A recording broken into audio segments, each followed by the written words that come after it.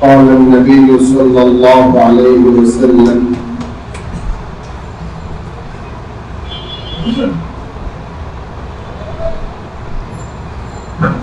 بعدما سأل جبريل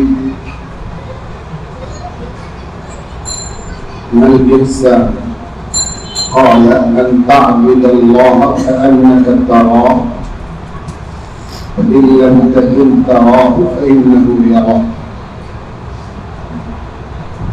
آمنت بالله صدق الله مولانا العظيم وبلغنا رسوله النبي الكريم ونحن على ذلك لمن الشاهدين والشاكرين والحمد لله رب العالمين. اللهم صل على محمد وعلى آل محمد كما صليت على إبراهيم وعلى آل إبراهيم إنك حميد مجيد. اللهم بارك على محمد وعلى آل محمد كما باركت على إبراهيم وعلى آل إبراهيم إنك حميد مجيد. حضرات علماء کرام، আজিজ তালাবা, সম্মানিত শ্রদ্ধেয় মুরব্বিয়ান کرام,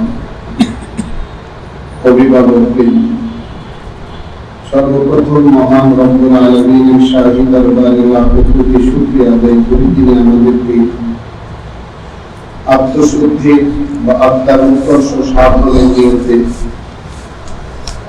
একটি মোবারক বরকতময় প্রয়োজনীয় প্রোগ্রামে শরীক হওয়ার তৌফিক এনায়েত করেছেন। আমরা এর জন্য মহান রবের শাহী দরবারে কালিমাতু শুকর করছি, আলহামদুলিল্লাহ। এই মাদ্রাসাটা আমাদের স্নেহভাজন ছাত্র, আমাদের আদরের ছাত্র মুফতি মাওলানা সলিমুল্লাহ খান হানাফি পরিচালনা করছেন। বালক এবং বালিকা শাখা উভয় শাখার মধ্যে সমন্বয় করে পরিচালনা করছেন। বেশ কয়েক বছর ধরে আমরা বার্ষিক মাহফিল বা সভায় আমরা আসি। বাচ্চাদের অনেক গার্জিয়ান বিচারজন আপনারা আসছেন, আমাদের ছাত্ররাও আসছেন। আপনাদের যাদের সন্তানাদি এখানে পড়াশোনা করে, যারা পুরস্কৃত হলো এবং যাদেরকে আমরা নতুন পাঠ দিলাম, সবক দিলাম, সকলের জন্য দোয়া করি আল্লাহ যেন তাদেরকে ভালো হাফিজ জাইয়্যিদ আলিম হওয়ার তৌফিক দান করেন। আমিন। আপনারা যারা অভিভাবক হিসেবে বাচ্চাদেরকে দ্বীনি শিক্ষায় শিক্ষিত করবার পদক্ষেপ নিয়েছেন, আপনাদের এই দ্বীনি পদক্ষেপটা যেন আপনাদের এই কলিজার টুকরা সন্তানদের ভবিষ্যৎকে আলোকিত করে, আল্লাহ যেন এই পদক্ষেপ আর সিদ্ধান্তটিকে কবুল করেন, এই জন্য আমরা এই মাহফিলে দোয়া করি। পৃথিবীতে অনেক বাবা, সংখ্যা তাদের মোটেও কম না, তারা তাদের সন্তানদেরকে দ্বীনি শিক্ষায় শিক্ষিত করার কোন মানসিকতা লালন করে না। আল্লাহ যেন এই জায়গাটাতে আমাদেরকে, আমাদের সন্তানদেরকে দ্বীনি শিক্ষা দেওয়ার মতো একটা মেন্টালিটি, মানসিকতা দিয়েছেন, এটা আল্লাহর নিয়ামত। আল্লাহ যেন দ্বীন বোঝা, দ্বীন মানা আমাদের সবার জন্য সহজ করে দেন। আমিন।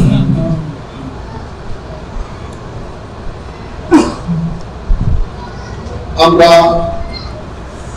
এরকম একটা ইসলামী প্রোগ্রাম কন্টিনিউ করা, নিয়মিত করবার একটা ফিকির বা ভাবনা আমরা ধারণ করি। এই ভাবনারই প্রথম ভাব আজকে যে আমরা কিছু দ্বীনি ইসলাহি গঠনমূলক আত্মশুদ্ধির, আত্মাকে পরিশুদ্ধ করার কিছু কথাবার্তা আমরা বলবো, শুনবো। আল্লাহ যদি তৌফিক দেন তাহলে প্রতি মাসে এটাকে নিয়মিত করা যায় কিনা, জায়গা সংকুলান না হলে ভিন্ন জায়গায় আল্লাহ তাআলা আয়োজন করার সুযোগ করে দেন কিনা, এটা পরের ব্যাপার। মানুষের যে কোনো নেক কাজ যদি শুরু করতেই বছরের পর বছর সময় লেগে যায়, তাহলে সেটা শেষ হওয়ার তো প্রশ্নই আসে না। কিন্তু আগে শুরু করা দরকার। তাই প্রথম একটা মজলিস শুরু করা হলো, আল্লাহ তৌফিক দিয়েছেন। আমিন। এবং হিম্মত করেছেন আমাদের আদরের ছাত্র মুফতি সলিমুল্লাহ খান, তার পরিচালনাধীন এই মাদ্রাসায় অনেক বুজুর্গানে দ্বীনকে দাওয়াত করে এনেছেন, অনেকে বয়ান করেছেন। আমাদের মুফতি বশিরুল হাসান খাদিমানি সাহেব বরেণ্য আলেম দ্বীন তিনি বয়ান করেছেন, মাদারীপুরে হযরত বয়ান করেছেন, আরো মেহমান আছেন। আল্লাহ যেন সকলের সুবহতের একটা বরকত আমাদেরকে দান করেন। আমিন।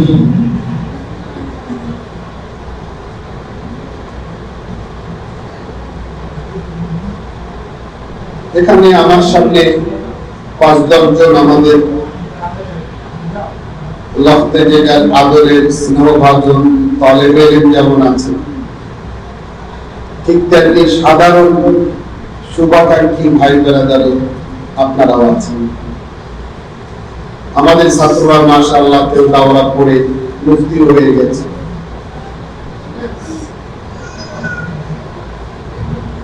আল্লাহর হুকুমে আমাদের মধ্যে যে সংযোগ সেতুটা ছিল ছাত্রদের আমাদের মাঝখানে, সেই সংযোগের জায়গাটায় কিছুটা ছন্দপতন হয়েছে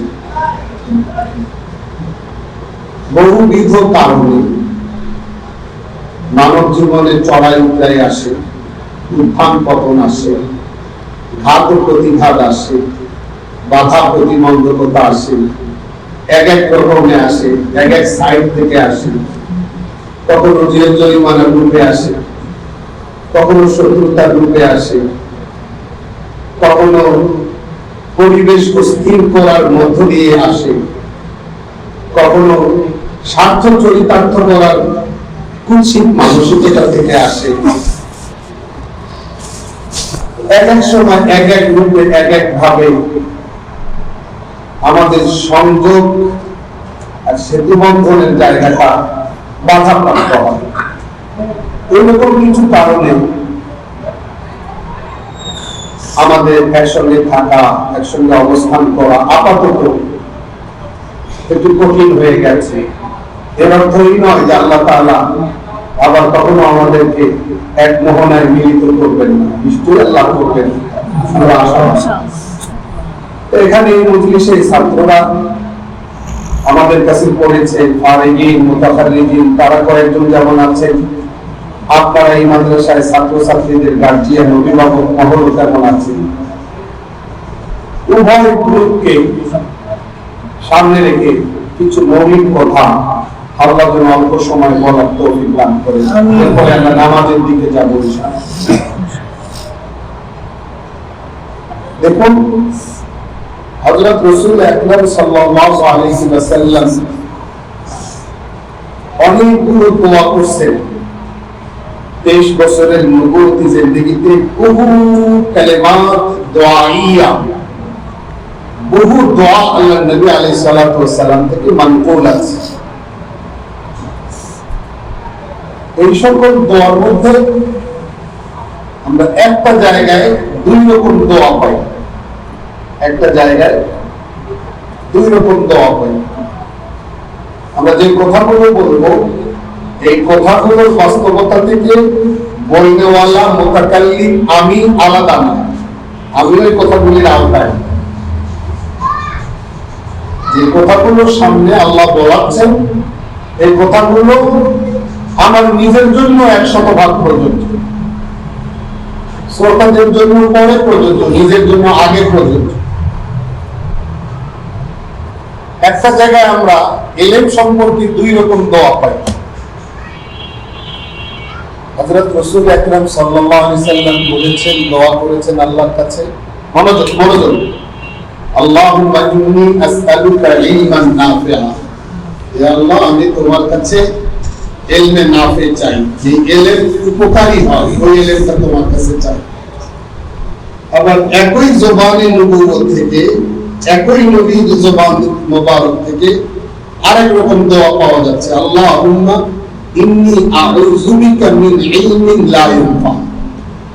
হে আল্লাহ, আমি তোমার কাছে যে ইলম উপকারী নয় ওই রকম ইলম থেকে পানাহ চাই। এই জায়গাটাতে আমাদের আজকে প্রথম মনোযোগ আকর্ষণ। ইলম সম্পর্কে একটা দোয়া আল্লাহ রাসূল সাল্লাল্লাহু আলাইহি ওয়াসাল্লাম করলেন যে আল্লাহ, আমি তোমার কাছে উপকারী ইলম চাই। আবার বললেন, হে আল্লাহ, আমি তোমার কাছে যে ইলম উপকারী নয় এরকম গায়র নাফে ইলম থেকে মুক্তি চাই। তাহলে এটা ভাববার বিষয় যে একরকম ইলম আল্লাহর কাছে তিনি চাইলেন, আবার আরেক রকম ইলম থেকে আল্লাহর কাছে পানাহ চাইলেন। আমরা যারা আলিম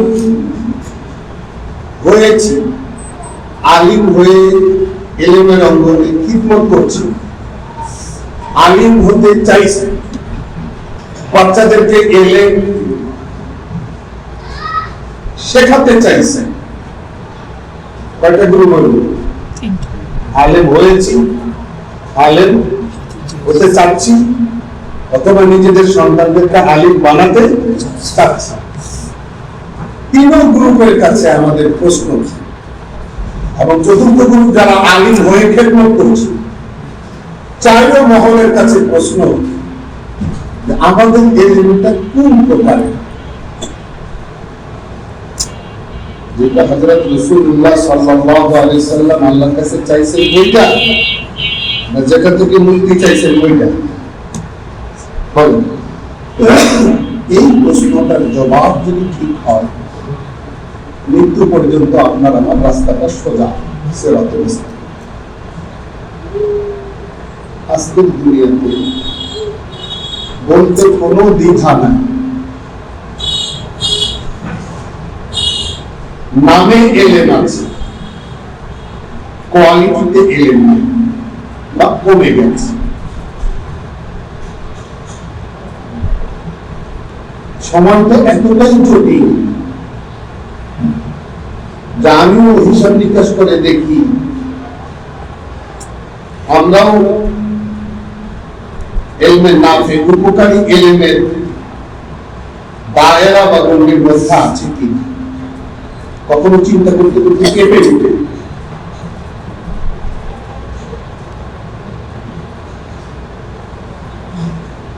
প্রশ্ন হলো,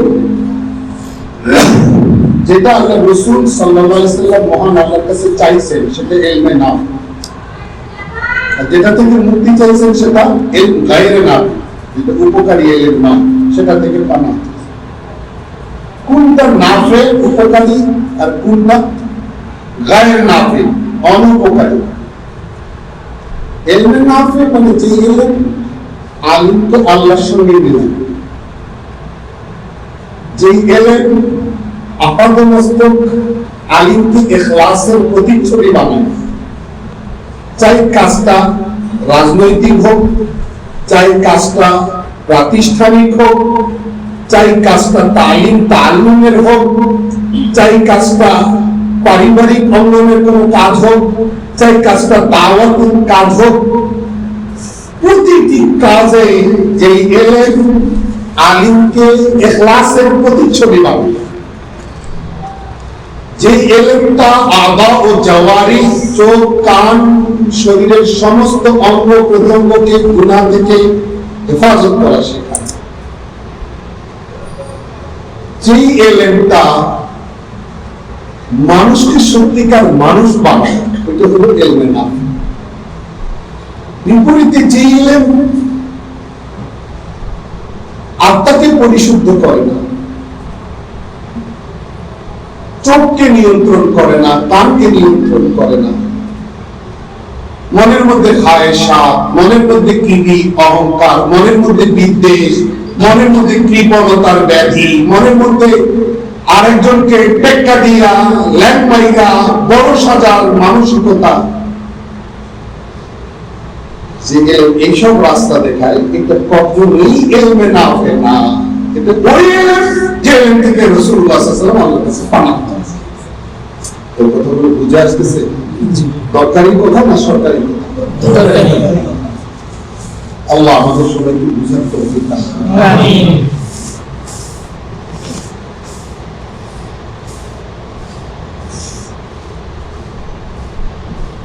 কুরবানির ইতিহাস আপনারা অনেক শুনছেন, বয়ানে, কিতাবে পড়ছেন।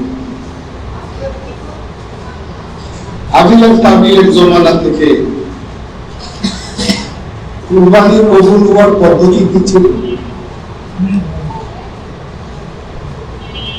হ্যাঁ, সবাই সবটা কাল করে যাত্রা কবুল, যাত্রা আগুনে, আর যাত্রা কবুল হয়নি আল্লাহ দরবারে যাত্রা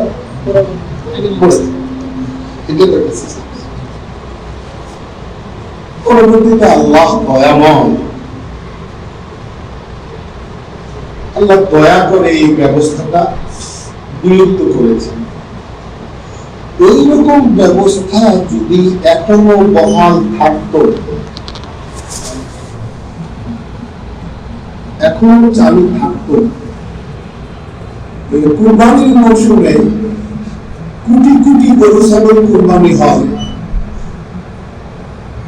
কাটটা কুরবান হইল, কাটটা হইল না, এটা কিন্তু ল্যাবে আর ডায়াগনস্টিক সেন্টার গুলোর পরীক্ষা নিরীক্ষার মধ্যে একবারে ঝকঝকে স্পষ্ট করা যায়। কথাটা কি বুঝাইতে পারতেছি? দয়াময় আল্লাহ দয়া করে এই পন্থা ব্যান করেছেন, বাতিল করেছেন বলে এটা স্পষ্ট হয় না। সকলের ইজ্জত আল্লাহ পাক হেফাজত করতেছে। চিন্তা করেন, বাংলাদেশের মতো একটা মুসলিম রাষ্ট্রে কত কোটি গরু কুরবানি হয় কুরবানির দিন। কেনা থেকে আরম্ভ করে জবাই করা পর্যন্ত, মনোযোগ, দয়া করে মনোযোগ দিয়ে, গরু কেনা থেকে বাজারে যাওয়া থেকে আরম্ভ করে, টাকার বান্ডিল কমরে নেওয়া থেকে আরম্ভ করে, বাজারে যাওয়া, কেনা, পছন্দ করা, পিকআপে বা হাঁটাইয়া বাড়ি পর্যন্ত নিয়ে আসা, আবার প্রতিদিন দর্শকদেরকে গরুটা কেমন হলো প্রশ্ন করা, জবাই দিন জবাই করা, সব কিছুতে কার এখলাসের দর কতটুকু এটা দুনিয়াবাসী না জানলেও অন্তর জানি মহান আল্লাহ দেখতেছে।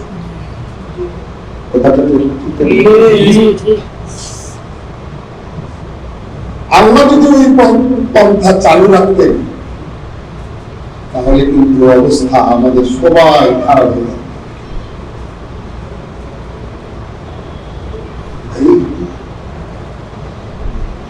মসজিদে ওযু করার সময়, হাউজে হোক আর বাসায় হোক, নামাজের জন্য ওযু করার সময় হাদিস শরীফের আলোকে আমরা এই তথ্য পাই। হাত ধোয়ার সময় হাতের গুণাগুলা পানিতে চলে যায়, মুখ ধোয়ার সময় মুখের গুণা চলে যায়, তাইনি? যে অঙ্গগুলা দ্রুত করতেছে গুণাগুলো চলে যায়, তাইনি? এই চলে যাওয়াটা ইমাম আযম আবু হানিফা আলাইহিস রাহমাত দেখছেন।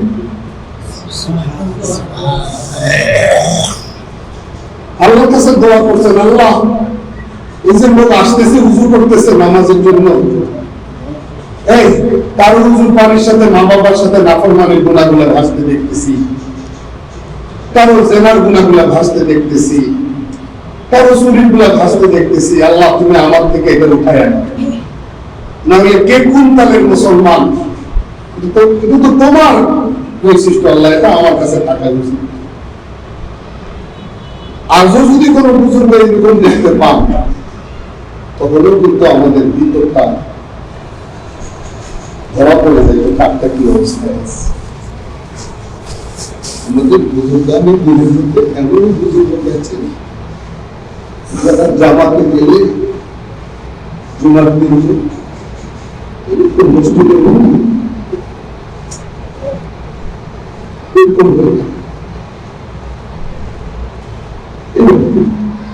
নারী যেরকম পর্দা করে নিম্ন থেকে রাখতে দেখলাম নিয়মিত। পরে মানুষ পিড়াপিড়ি করে জানতে চেয়েছে এটার কারণ,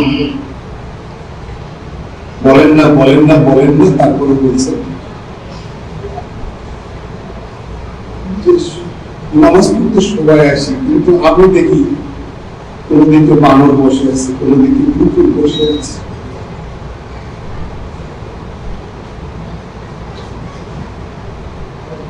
আমি আর আপনি কোন জায়গায় আছি? কোন জায়গায় আছি?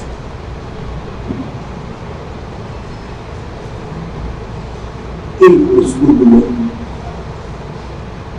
যদি মুসলমান নারী হোক পুরুষ হোক নিজেকে আমরা নিয়মিত করতে না শিখি, তাহলে আমরা আলিম হতে পারি, আমাদের কোনো কাজ নেই। আমি প্রাতিষ্ঠানিক অভিজ্ঞতা নিয়ে বলতেছি, রাজনৈতিক অভিজ্ঞতা নিয়ে বলতেছি। পরিবেশটা এতটাই দূষিত, এতটাই নোংরা, কোন জায়গাতেই আমরা নিজেকে হাকে তুচ্ছ তাচ্ছিল্য, নিজেকে তুচ্ছ জ্ঞান করতে পারি না। সব জায়গাতে এই ব্যাধিগুলো প্রকোপ তীব্র রূপে। ভাই, যদি ঈমান আর নেক আমল নিয়ে আল্লাহর সন্তুষ্টি নিয়ে মরতে না পারি,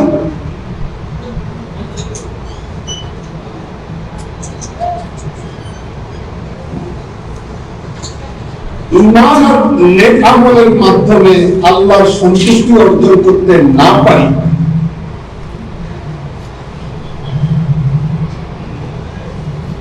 তাহলে আমি উত্তম না ছাগল উত্তম? ফয়সালা করার হাজার কুতুবুদ্দিন বখতিয়ার কাকি রাহমাতুল্লাহ আলাইহি একজন টিটকারি করে জিজ্ঞেস করছে, কত বড় বুজুর্গ,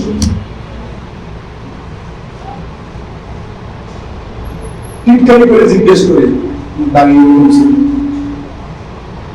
ছাগলেরও মাঝে মধ্যে ছাগল দাঁড়িয়ে থাকে, তো এরকম দাঁড়িয়ে আল্লাহ না, এটা মুসলমানদের ইউনিফর্ম, এটা চাপ দাঁড়ি হলো আল্লাহর কাছে শুনুন,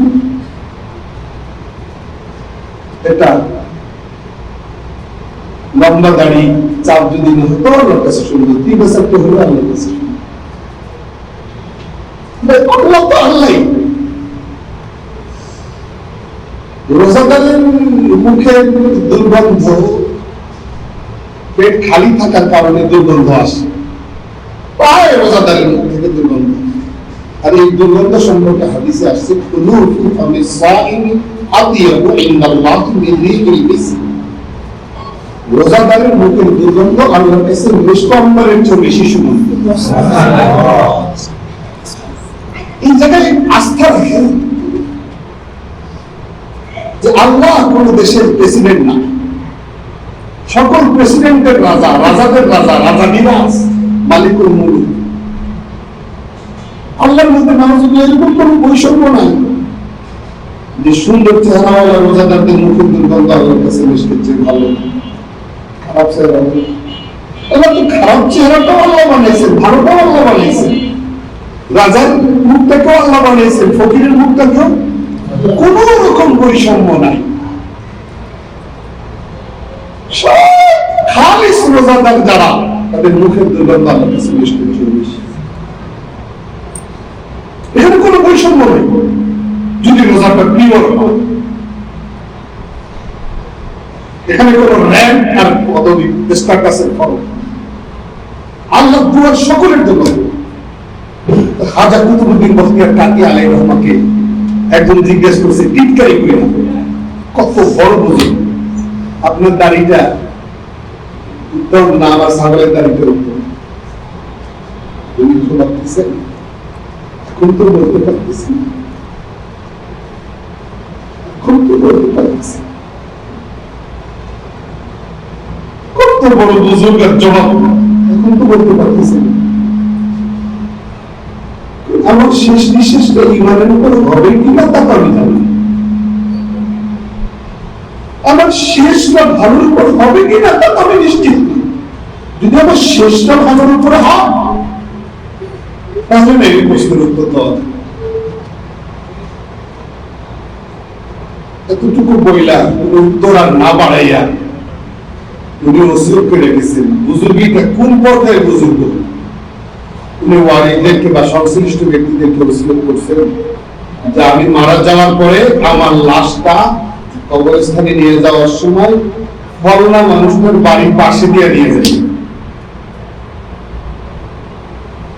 কুতুবুদ্দিন বখতিয়ার কাকিয়া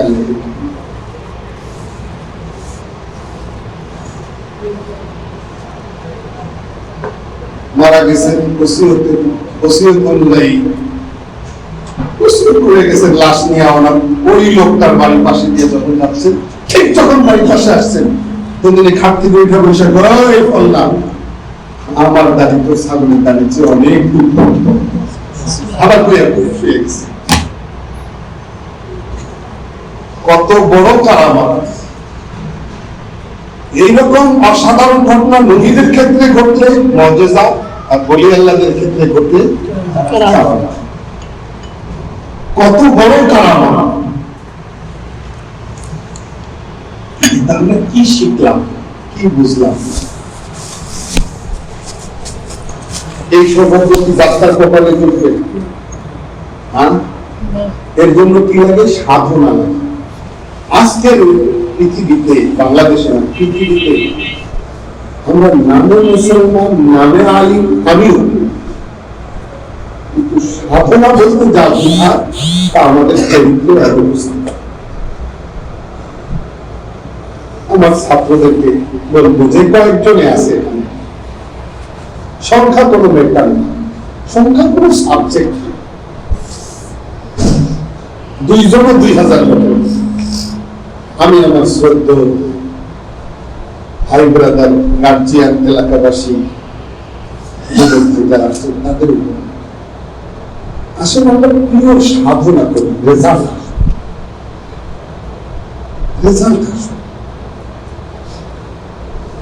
আল্লাহ বলেন যে তার মনটাকে ফ্রেশ করলো, আসলে যে পাক সাফ করলো, সে কামিয়াব। আর যে মনটাকে নোংরা রাখলো সে ব্যর্থ।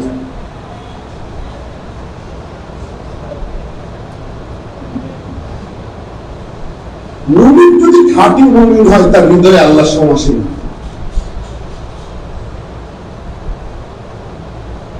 যে জায়গায় আল্লাহ আসন গ্রহণ করেন ওই জায়গাটাকে নোংরা রাখা। ইমাম গাজালি রহমতুল্লাহ আলাইহি বলেন যে ওই মানুষরা, যে মানুষটা উযু গোসল করে মসজিদে যায়, নামাজ আদায় করে, কিন্তু অন্তরকে পবিত্র করে না, ওই মানুষটার উপমা হলো এইরকম যে রাজা বাদশাকে ঘরে দাওয়াত দিয়া রাজা বাদশার শুভাগমন উপলক্ষে ঘরের আশপাশ, ঘর সব লাইটিং আলোকিত করছে, কিন্তু রাজা মহামান্য রাষ্ট্রপতি এসে ঘরে যেখানে বসবেন সেখানে ময়লার টাল দিয়ে রাখছে।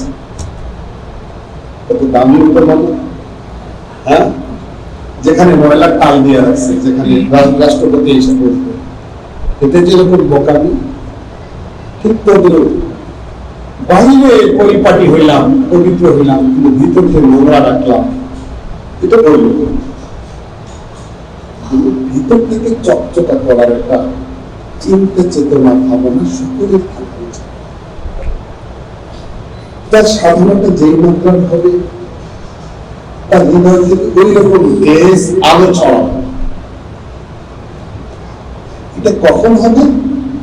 একটা ধাপ হলো নামাজ যতটুকুই পড়ি, তেলাওয়াত যতটুকুই করি, জিকির যতটুকুই নসিব হয়, আহামরি বড় সময় নিয়ে করতে হবে, এটা তো দিল্লি, হুলুস দোলাস, বহুত দূর। নামাজ যতটুকুই পড়ি, দিল লাগাইয়া পড়ি, তেলাওয়াত যতটুকু করি, দিল লাগাইয়া করি, তাসবিহ যতটুকু জপি, দিল লাগাইয়া জপি। এরকম একটা ভাবধারা কলবে ধারণ করে ইবাদত করি যে আমি আমার রব আর মাবুদকে দেখতেছি। যদি এতটুকু ভাবধারা অন্তরে জাগ্রত নাও করতে পারি, তাহলে দ্বিতীয় স্তরে এতটুকু কল্পনা নেই যে আমি যেই মাবুদকে খুশি করার জন্য ইবাদত করতেছি উনি সরাসরি আমাকে দেখতেছি। আমরা ছবিগুলো পছন্দ করি না, রাজনৈতিক প্রোগ্রামগুলোতে প্রয়োজনের স্বার্থে কিছু অনুমোদন দেই, কিন্তু মাহফিলে যত্রতত্র ছবি নেওয়া তো মোটেও আমাদের পছন্দ না।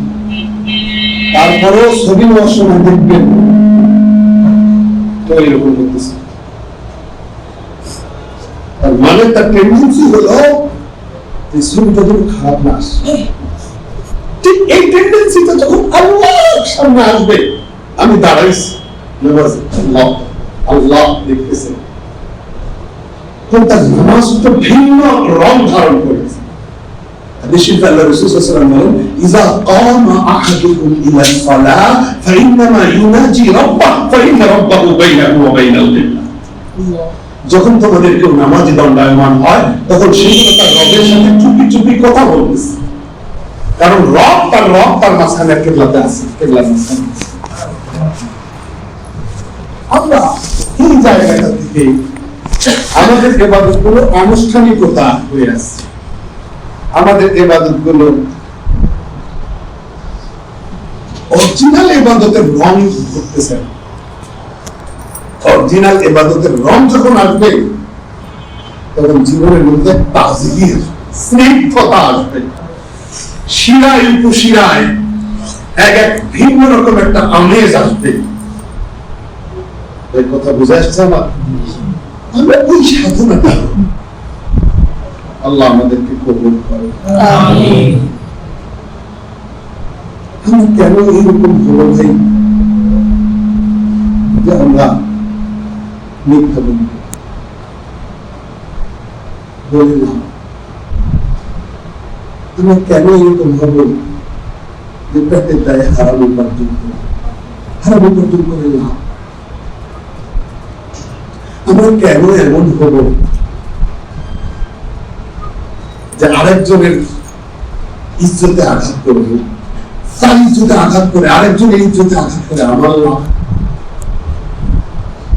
আরেকজনের সম্পদ জায়গা দোকান দখল করে আমার লাভ, আরেকজনকে ওজনে ঠকাইয়া তার রাতারাতি বড় লোক হওয়ার চিন্তা আমার কতটুকু না? কোরআন তো বলতেছে তোমরা যদি সঠিক পন্থায় চলো আর অল্প উপার্জন হয়, এটাই তোমাদের জন্য বাকিয়াতুল্লাহ, এটাই তোমাদের জন্য উত্তম।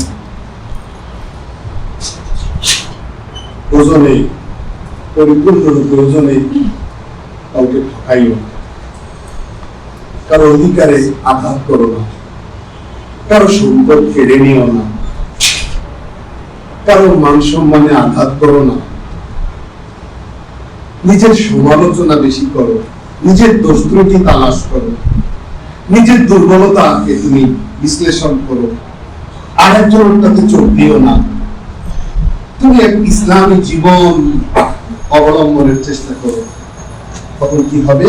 এইরকম সাদা দিলওয়ালা, এরকম পরিচ্ছন্ন দিলওয়ালা মানুষটা আপনি স্ট্যাম্পে আমি লিখে দিতে পারি, আপনি হৃদয়কে শতভাগ পরিচ্ছন্ন আর স্বচ্ছ করবেন, 500 টাকার স্ট্যাম্প লিখে দিতে পারবেন।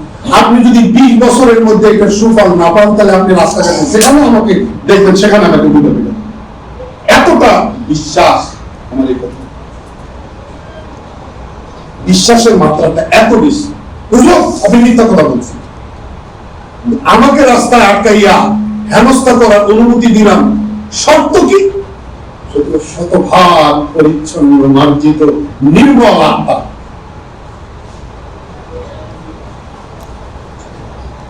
শতভাগ যারা নবী আলাইহিস সালাতু ওয়াস সালামের মেহনতে এরকম শতভাগ আত্মা পরিমার্জিত করছেন, তাদেরকে ওইভাবেই চমকাইছে। আমরা পারতেছি না, এখন নিকট অতীতে যারা যত বেশি আত্মা ফ্রেশ করছেন, তত তারা চমকাই যাচ্ছে। আরেকজনের উন্নতিতে আমার গা জ্বলবে কেন? আরেকজন ভালো বক্তৃতা দিতেছে, আমার গাত্র দাহ হবে কেন? আরেকজন 2টা বাড়ি করছে, আমি পুরো ঘরে আছি, আমার গা জ্বলবে কেন? আমিও দোকান দিছি, আরেকজনও দোকান দিছি, তার দোকানে ডেইলি 20,000 টাকা সেল, আমার দোকানে ডেইলি 5,000 টাকা সেল, আমার গা জ্বলবে কেন? এটা তো রিজিকের মুআমালা, আল্লাহ তাআলা দিতেছেন, আমারে কম দিতেছেন। আল্লাহ তুমি রাজি থাকো, আমি তোমার সিদ্ধান্তে খুশি আছি। তোমরা বলো না, আমাদের দেশটা এতটাই নষ্ট হয়ে গেছে যে আমরা বিবাহ শাদীর পর্ব গিয়ে কি করি? যখন দেখি ঘটকের ঘটকালি অনেক দূর আগায় গেছে, বিয়ের সাথে ফাইনাল হয়ে গেছে, বর ইঞ্জিনিয়ার, কনে আইএ পাস, বরের কাছে গিয়া কনের বান্ধবী সার্কেলের কেউ গিয়া বরের কাছে কয় হারাম, সারা জীবন বুঝতাই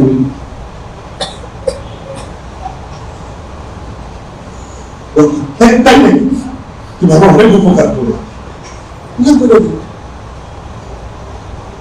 গত বিয়ে করে আমি চ্যালেঞ্জ দিয়েছি, মিথ্যা কথা বলছি, আবার ম্যানেজ করে বিয়ে হল, বিয়ের সাথে করার পর 2-4 বছর সংসার হওয়ার পরে এখন বল ওই মহিলাকে বুঝে আমার এরকম একটা খবর কে যেন দিয়ে আইছে, তারা যদি পাইতাম। এরকম ঘটনা আমাদের লোক সমাজে আছে কি না? বহু এরকম না হলে এই আন্দোলনের লাখো লাখো ঘটনা আছে কি না? প্রত্যেকটা সময় এগুলো ভাই বিধর্মীদের মধ্যে ভাই এরকম মাইন্ড করবেন। যারা ইহুদি খ্রিস্টান তাদের মধ্যে এই কাণ্ড কারবার গুলা নাই, তাহলে ওরা অমুসলিম হইয়া ওরা ইসলামের ফর্মুলা গুলা গ্রহণ কইরা তারা অনেক উন্নতি সাধন করলো, আর আমরা মুসলমান হইয়া আমাদের ধর্মের ফর্মুলা গুলাকে পাশ কাইটা মাইনাস কইরা আমরা আজকে সামাজিক ভাবে কুৎসিত নোংরা হয়ে গেলাম। এজন্য সাহাবায়ে কেরাম রাদিয়াল্লাহু আনহুকে নবী আলাইহিস সালাম এই বিষয়টাতে খুব জোর দিয়েছেন।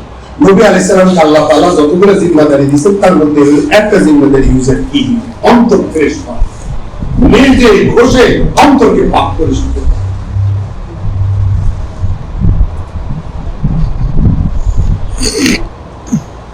পরিস্থিতি এতটাই জটিল যে আমি বক্তব্য দিচ্ছি, আপনি কালকে সকালে এটা দেখতে পারেন, উম্মাহ কামরানি ছেড়ে এত সুন্দর সুন্দর ভালো ভালো কথা পেয়ে গেল,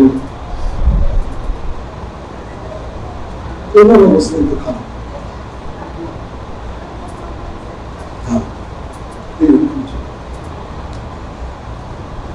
আপনার বাসের উপায় আপনি তখন মনে মনে আল্লাহকে সাথে বললাম, উনি কি হয় হোক,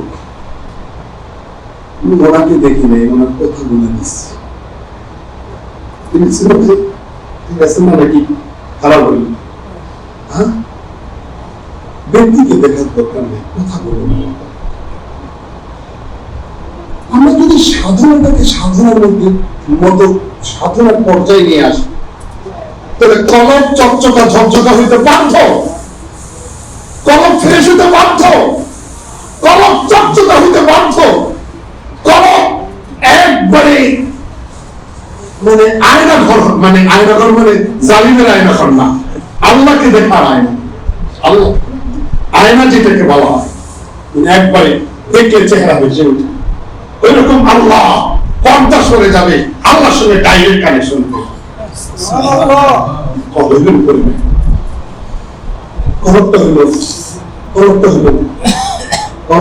হিংসা মুক্ত, অহংকার মুক্ত। আমি বহুত বড় ব্যক্তিকে দেখতেছি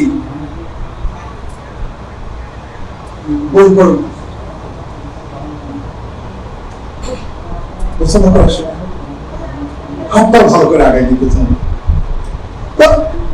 চেহারাটাও দেখতেছেন, উনি করেছেন।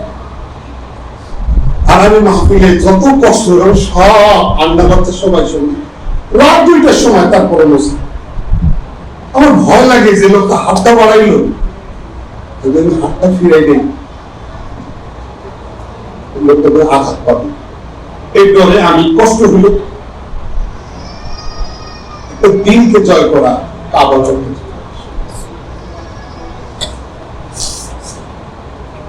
শুনতেছি, একজন আরেকজনকে দাওয়াত দিতেছি, এই হঠাৎ দেখা হয়েছে আমাদেরকে একটা ব্রেক দিবেন, জবাব আসতেছে রাস্তাঘাটে হয় যে এইরকম জবাব দেওয়া শেখায়, এই